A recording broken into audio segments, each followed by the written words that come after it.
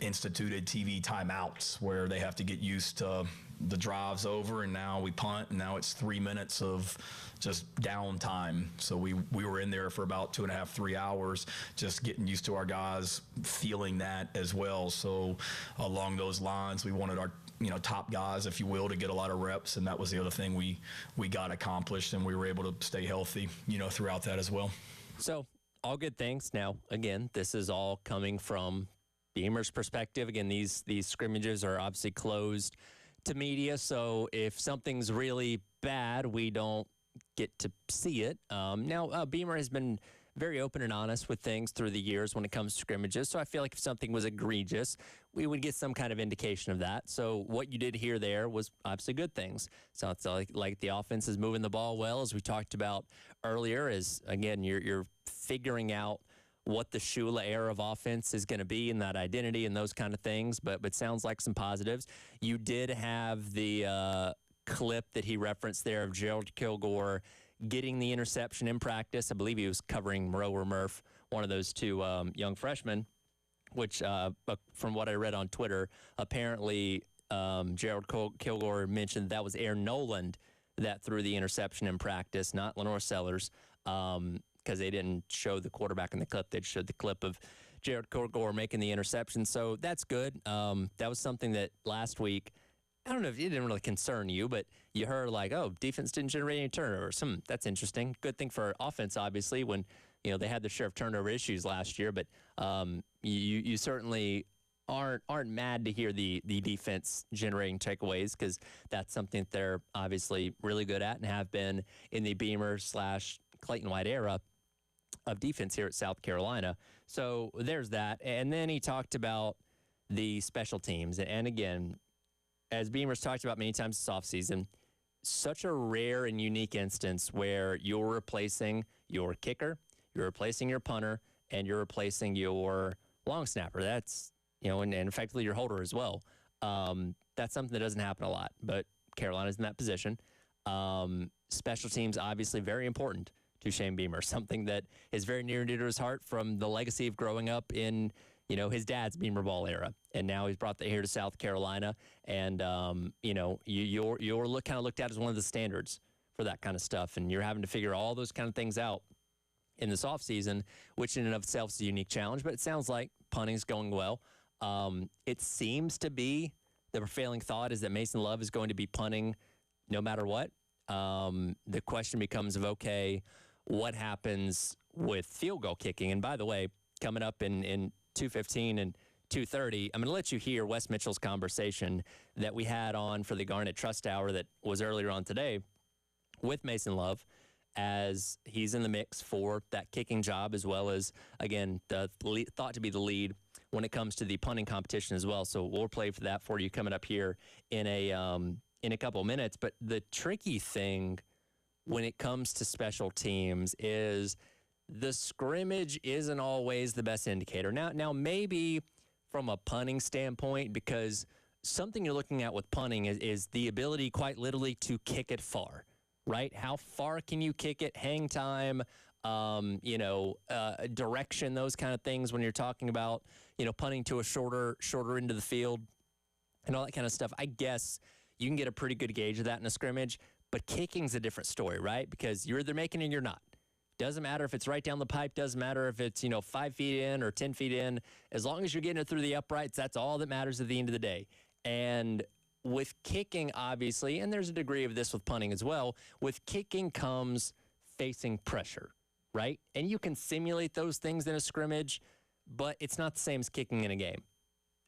Certainly from a environment standpoint, it's not the same. And yeah, they'll bring out the loudspeakers and pipe in as much noise as they can and those kind of things, but you never truly know until you actually get out there and have to kick in front of 85, 90,000, 100,000 people that you're going to see in Tiger Stadium this year to truly know how a kicker is going to be able to handle those kind of situations. And again, last year we had the kicking competition with, Alex Herrera, who ended up winning the job, and we had a mixed bag of results. Maybe we were harder on him than we should have been at times last year, but he did miss some pretty important kicks as the season went along. So, even with somebody making a lot of field goals, and again, Beamer didn't lead on who the leader in that group was as of right now. We probably won't know until the depth chart comes out next week of who actually the kicker is going to be. But even if you have somebody that's nailing their kicks left and right, then, you still have to say, okay, well, how's he going to handle it when you actually get out there and play? And unfortunately, and this is another rare instance, you have a group of guys with Mason Love, Max Kelly, Peyton Argent, William Joyce, I believe that's all four, that just don't have experience kicking in games. So you don't have anything to go off of with those guys' experience to really give you an indication of who might be the best option right now. Only what you have in scrimmages and practices and those kind of things. So we'll see what happens. But again, that was a little bit of Beamer there talking about what he saw in scrimmage number 2. Again, coming up next, Wes Mitchell from Gamecock Central sitting down with Mason Love earlier on today for the Garnet Trust Hour, which is presented by Krantz Cooling Heating. We'll replay that conversation for you coming up next as the halftime show rolls along, presented by the Men's Clinic of South Carolina. Tyler Head and Captain Dave with you on your Tuesday on the Game.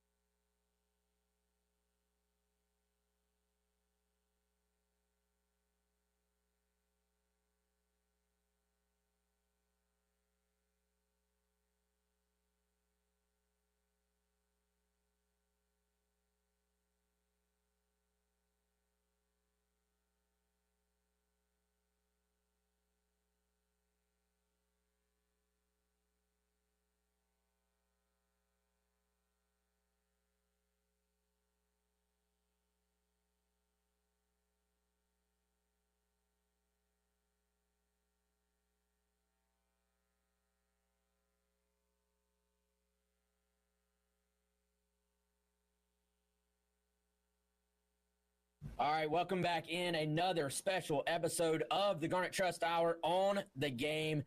Very excited to be joined by our special guest today, South Carolina redshirt freshman, punter / kicker specialist, do everything guy, Mason Love, going into his second year here in Columbia after joining the program as a high school recruit last year. Mason, I know you guys got a lot going on right now, man, so welcome in, and I appreciate you taking the time today.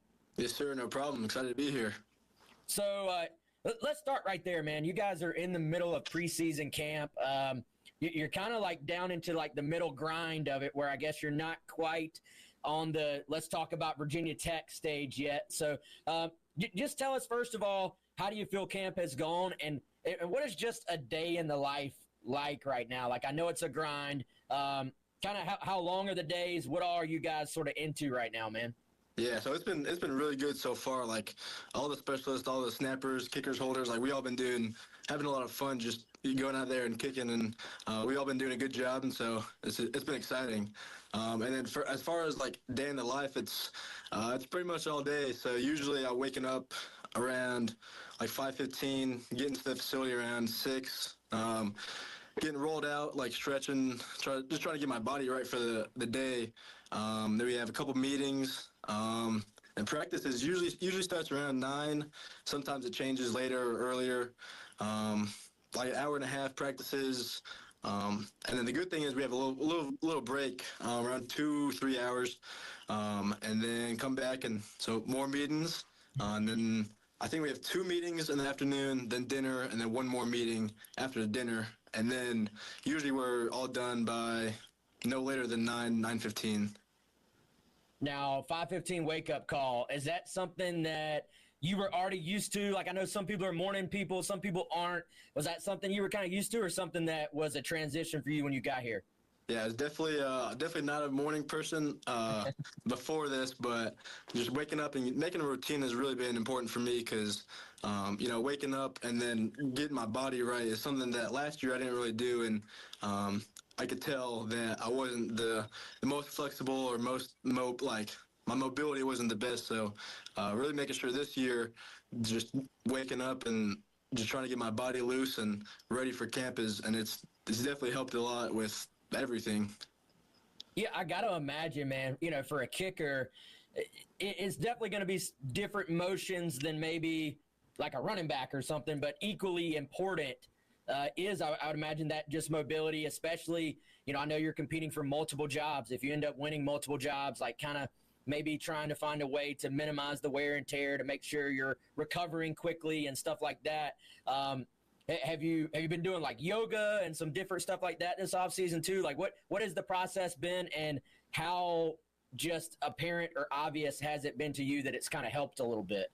Oh, it's helped out a lot. Like last year, I wake up and just kind of roll into meetings, all kind of like tight and not really loose, and so definitely I could see how it affected me during practice. Like I get tired easier and quicker, but this year it's been good because I working on kicking, holding, kickoff, and punt has been really it's been a lot on my body, but just making sure that my body is loose and it's the most fresh every day. It's definitely helped out a lot, and so far I haven't really felt that my legs have gotten too tired, but just gotta keep that routine.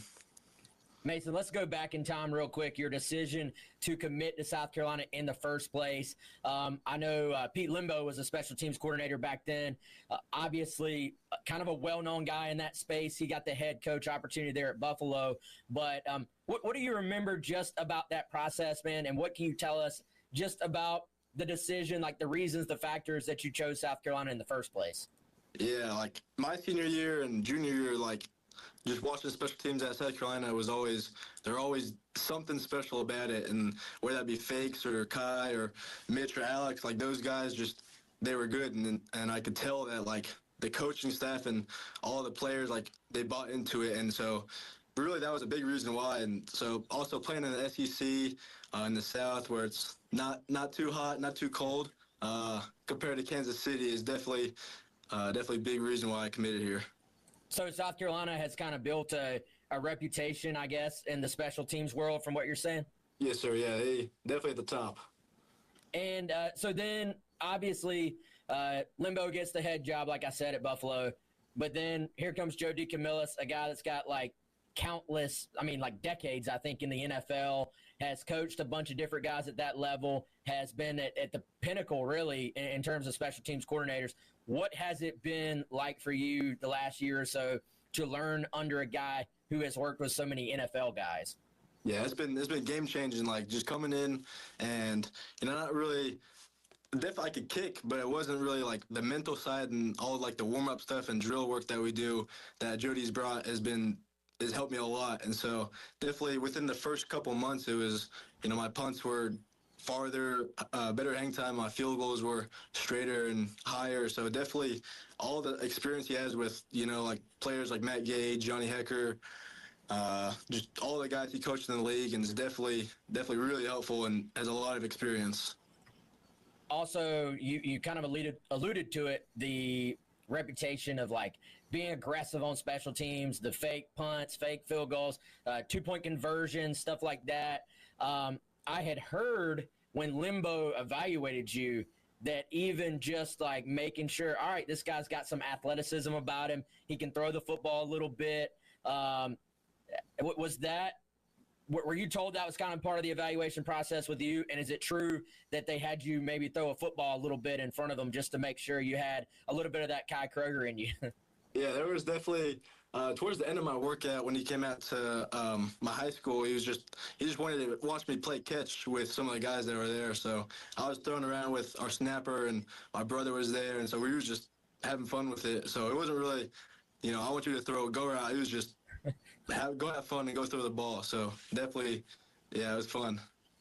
And I know, and I'm sure they've told you, like, hey, we don't want you to try to be Kai Kroger. Like that guy, probably the best punter to ever come through this program. So I'm sure part of the message has been, hey, go be Mason Love. Don't be Kai Kroger. But following his footsteps, is there a little bit of excitement too, just knowing like you had a chance to just kind of view the pedigree and watch the work ethic of a guy who was so successful and now is trying to make it in the league himself? Yeah, definitely. He taught me so much stuff, and coming in graduating early, he didn't think anything didn't treat me any different than some of the other guys. And so he taught me so much stuff about like how to, not only on the field, but how to deal with, when there's pressure on you, when things are going good, when things are not looking good. So how to deal with stuff off the field and how to take care of my body right, how to prepare and warm up. And yeah, so he's helped me so much, and definitely really thankful for him. You always hear when it comes to kickers, like, the mental aspect is like, I don't know, 90% of the battle, maybe more. Like, yeah. I would imagine if you have a scholarship to play at the SEC level, you can kick. So the real big step is like doing it in front of 80,000 people, doing it with a game on the line, stuff like that. That's something you can't really necessarily prepare for, but I'm sure you do everything you can to prepare for that. What has that aspect been like in camp so far? I know Coach Beamer has told us, like, hey, we're trying to put these kickers and punters and specialists in as many pressure situations as possible. How do you kind of mentally prepare yourself for, doing it in front of the thousands of fans, doing it on TV and all that stuff, man? Yeah, so coming in the camp, like he told us, like, we're going to make you uncomfortable. We're going to put you in front of the team, in front of, just put you in situations where – so in game, it's not the first time that you've done that. And so what I've worked on is in the off season was just trying to make sure that, when I'm in those situations, it's not the first time. And so like what I'll do is I'll wear headphones. And so when I'm kicking, I'll just blast music, or I'll go onto YouTube and just play crowd noise at full blast in my headphones, and to somewhat get used to fans yelling and just all that stuff. Now, have they put y'all in the classic, like, all right, end of practice, if you make this field goal, we don't have to run. If you miss, the whole team has to go do gassers or something, so everybody's like staring at you as you kick it? Yeah, he's done a lot of that situation, and so all of our specialists, kickers, punters, and snappers, we've all been doing a good job of making sure that's not too overwhelming, and that the pressure side doesn't affect us as much as it it should. And so we've all been doing a good job. And, you know, kind of what we've all been thinking of is just go have fun. You know, don't think about it too much. Like, you know, the guys have our back. And so we always been having fun. So. Yeah, along the same lines, Mason, what can you maybe tell us about the camaraderie in that room? Because you guys are all competing against each other, but also it's like, all right, a lot of you are competing at the kicker job, but also the holder position. So, you know, you may not be the kicker, but you might be the holder. If you don't win one job, you might win the other. So you guys are possibly going to be on the field with each other anyway. Has the group been able to gel and kind of just, like you talked about, have fun with it while also, when the whistle is blown, kind of competing against each other as well? Yeah, we've been doing a good job of, you know, we're all holding for each other. We're all kicking with different holders, and so we've all been adapting really good. And so there's not one person who's like, oh, I'm gonna mess up this hold so I get the job, and I'm gonna, you know, stuff like that. We've all been doing a good job of, you know, doing the best thing that we can do for each other to help each other succeed. And so when he looks good, I look good. When I look good, he looks good at like holding or kicking or whatever it is. Now, I know when you were like recruited, at least on the profiles and stuff like that on the internet, you were always listed as a punter, but I know you were still kicking in high school too, from what I understand. Did you always kind of see yourself as a combo guy coming in as a punter / kicker? Was that something that kind of materialized once you got here? Have you always done both? I guess, what can you maybe tell us, just your background with both and your comfort level and your development, both punting and kicking? Yeah, so I've been kicking since 5th grade, and so I've been kicking and punting. You know, every year of my career, I've always been doing both, and so they asked me like, you know, what do you like to do best, or like, what do you like to do more? And it's a hard question just because I've been doing it every year, and so. You know, I pride myself of being able to do both at an elite level, and so. But it's really whatever they want me to do, I'll do it and as my best, and you know, it'll be good. No doubt. All right, guys, we got to take one quick break here, but he is Mason Love. He's going to hang out with us on the other side. You're listening to the Garnet Trust Hour, and you're listening to The Game, and we'll be right back.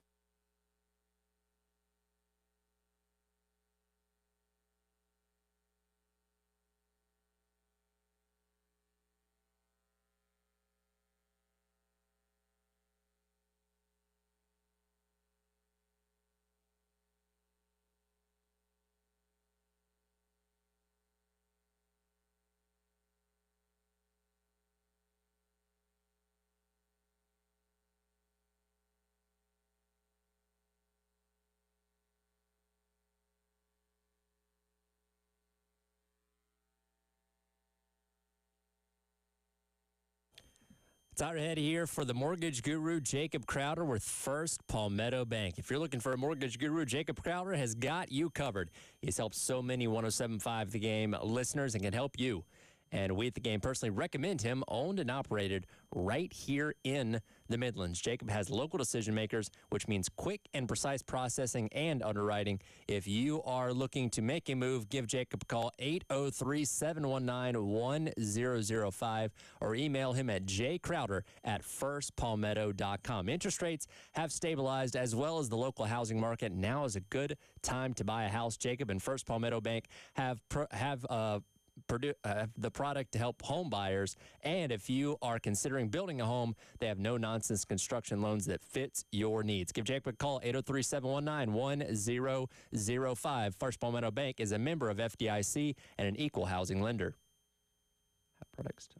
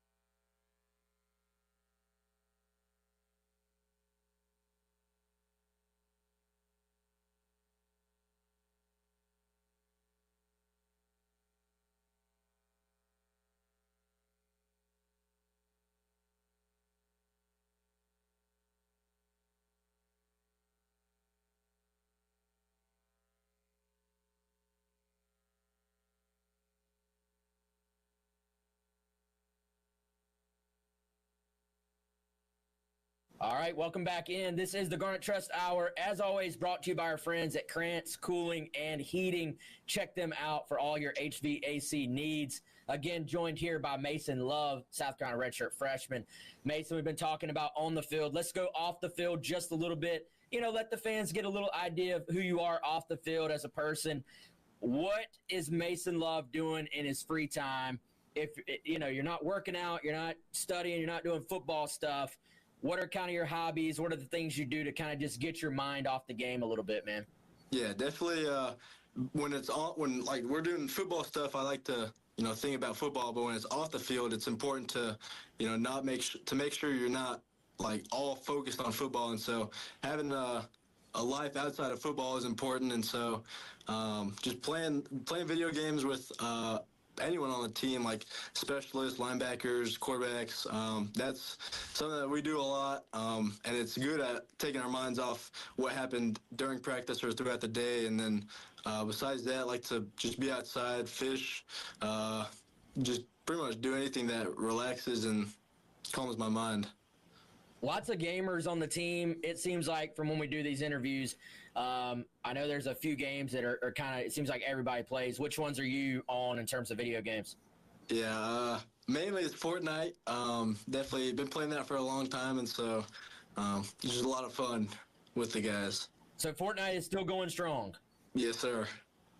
What about CFB? Are you playing the football game or not really?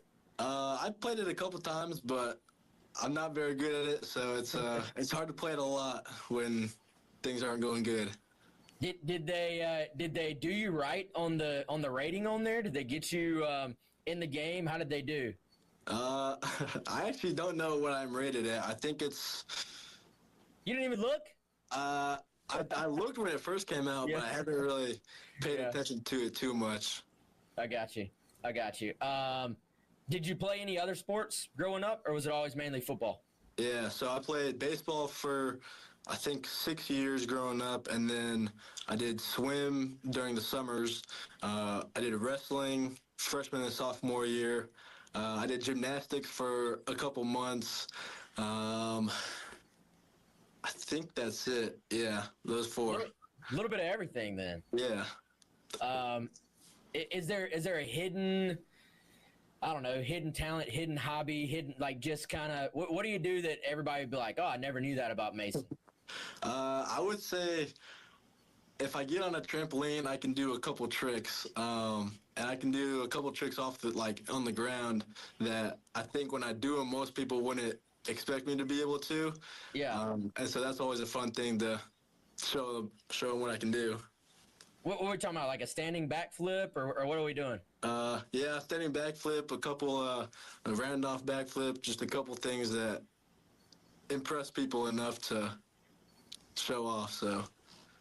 All right, fake punt, you score a touchdown, Williams-Brice is going nuts. What are the chances we can get you to commit to a standing backflip in the end zone? I think that would get a flag, but if the refs say that, go for it, I'll try it. But Yeah, I was going to say, probably not the best idea. They might not be calling any more fakes for you if you do that, but you would definitely go viral, I feel like, if you were to do that. Bust that out, man. Let's see what else off the field. Favorite food? Is there like a go-to for you? If you could have, like, if you had one meal and like final meal, here's what I want on the plate. Where are you going with, man? probably going with 20 or 30 California rolls. I love sushi, and I think that I could eat that every day for a long time without getting tired of it. Have you found some sushi spots in Columbia that you frequent a lot? Do you like spread it around, or have you kind of found your favorite? I haven't really tried any sushi places in Columbia. There's a wing place that me and the other kickers like to go to, U.S. Wings and Deli. So those are, I love that place. It's very good. That's the go-to. You got to travel with the team last year, right? Was that for? I know you were in Oklahoma. Did you travel all the games, or Yes, sir. Yeah. all of? Okay. Did you know they were doing that? Ain't No Love in Oklahoma. I guess meme or video of you on social media when they did that? I did not. I was not expecting that, and they caught me at a time where I didn't know that they were filming, and that was just me on the sideline. Yeah, it caught you off guard. But in a serious note, how was that just to go ahead and get that experience of, hey, this is what travel logistically is even like. This is what it's like being on the road. You got to experience some of those crowds and just a different environment than Williams-Brice. And I got to imagine, at least from a mental standpoint, that could be a little bit beneficial going into this year when you're going to, obviously probably play a much bigger role, man. Yeah, definitely traveling was, first it was a dream come true just because, we got to go places like Oklahoma, Alabama, Kentucky. So all those places were really fun to just be in and experience those. But it also was really helpful just as a scheduling and routine standpoint. I was able to really figure out like when I can stretch, when I need to be loose, and what the away games are, what the crowds are like, all that stuff. And so it was definitely really beneficial. Yeah, man. Speaking of things that are beneficial, this is a Garnet Trust interview, and I know you're coming into college life in a time when things have changed a ton over the last few years, 3-4 years. What has it meant to kind of be involved with some of the NIL stuff, where you guys have been able to like go do events and signings and just be around the fans a little bit more, kind of be ingrained in the community a little bit? Like how do you feel about those opportunities, and then also just the opportunities that like Garnet Trust and the Gamecock Club have given to student athletes like yourself, man? Yeah, I think it's definitely very beneficial for every student athlete that can like make money and all those opportunities. So I definitely think it's good, and all that stuff is very good. What has it been like to run out at Williams-Brice Stadium? 2001 entrance, and then sandstorm hits right before the game. Just experiencing that last year for the first time on the sideline. How did that, in terms of like meeting your expectations, go? It was crazy. I think, it was really just a dream come true. Like, once again, I never came out for a game day visit when I was committed or getting recruited. And so the first time I ran out to 2001 was the spring game. The lower bowl was filled out, but even the top part weren't. So even that was really loud. And so experience it in game was crazy, and there's nothing like it at all. So, Coach Joe D has told us, like, hey, the guys are competing for all these different spots, but if Mason wins 3 spots, then we're going to trot him out there for 3 spots. And, if it's 2, we'll trot him out there for 2. How do you feel about the possibility, and I know it's coach's decision, I'm not trying to put you in like a weird spot. I'm just talking about if you were the guy at place kicker, punter, and kickoffs, do you feel like you'd be able to kind of keep your leg from getting tired throughout the year? And are there some things you can maybe do training wise just to keep yourself ready if that opportunity did kind of present itself? Yeah, definitely. It's a lot of communication. Like, if I don't tell them that my leg is, it's feeling tired, and they keep practicing me like it's fine, then that's when problems come up. And so just communicating really well with them and making sure that I'm making sure my body is right. And, if there's anything that comes up where, oh, my hip is bothering me, that I need to go do the things I need to do to make sure that it feels good. And, it's really just all preparation and making sure that my routine is good and covers, like, I get all the parts of my body that I'm going to be using during kickoff and punt, field goal, and holding and all that stuff. Yeah, and that kind of brings up an interesting point, man. Obviously, I know in a given practice, you guys have like the actual on field, like, hey, we're going to work on kickoffs, and the full 11 on 11 are out there. And I know you guys are kind of kicking or punting on the side.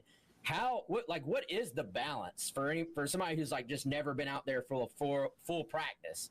Like, what's the balance on, hey, I want to kick, I don't know, 50 balls today, 100. I have no idea what the numbers would be.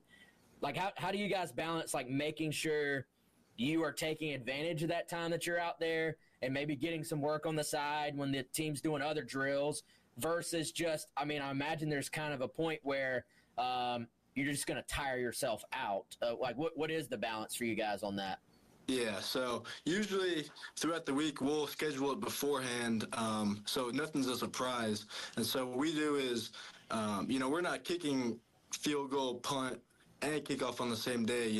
We split it up, and so it's a lot of, I kind of know what my number is for warm-ups and full kicks, and so we like to just go through, and when it gets to a point where I'm kicking and it's, I'm getting tired, that like we both know that I gotta save my leg, and we've been doing a good job of pretty much everyone has been doing a good job of making sure that we're not over kicking.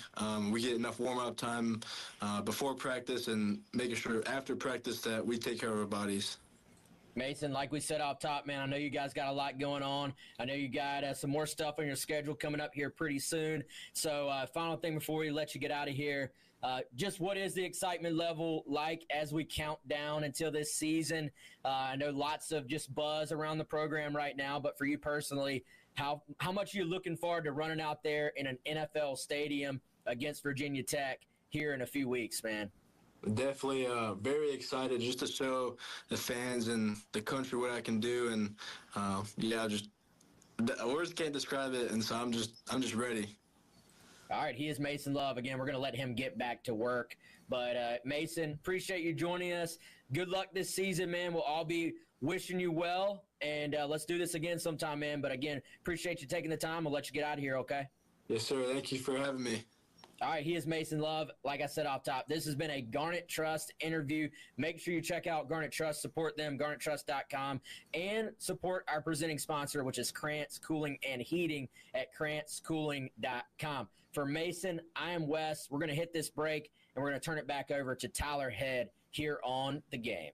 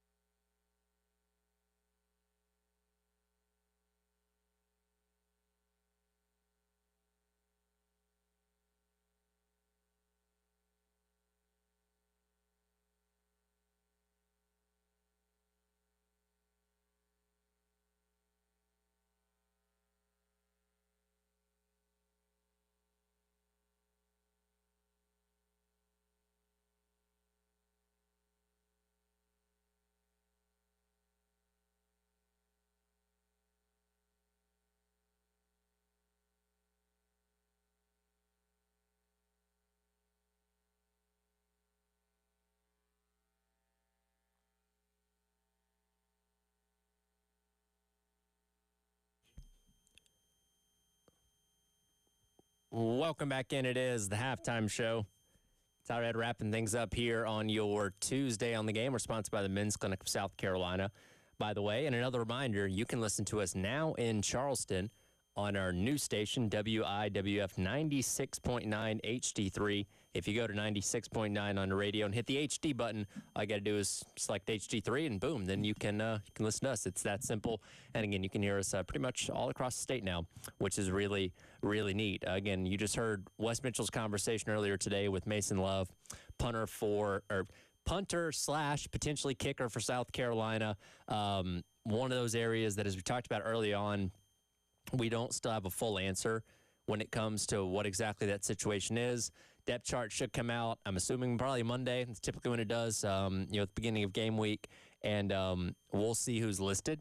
Maybe there's some oars in there as well. That's something that Coach Beamer's been known to do, as most programs do. But I think last year it's like 25 or 30 oars, I think, maybe on the first depth chart.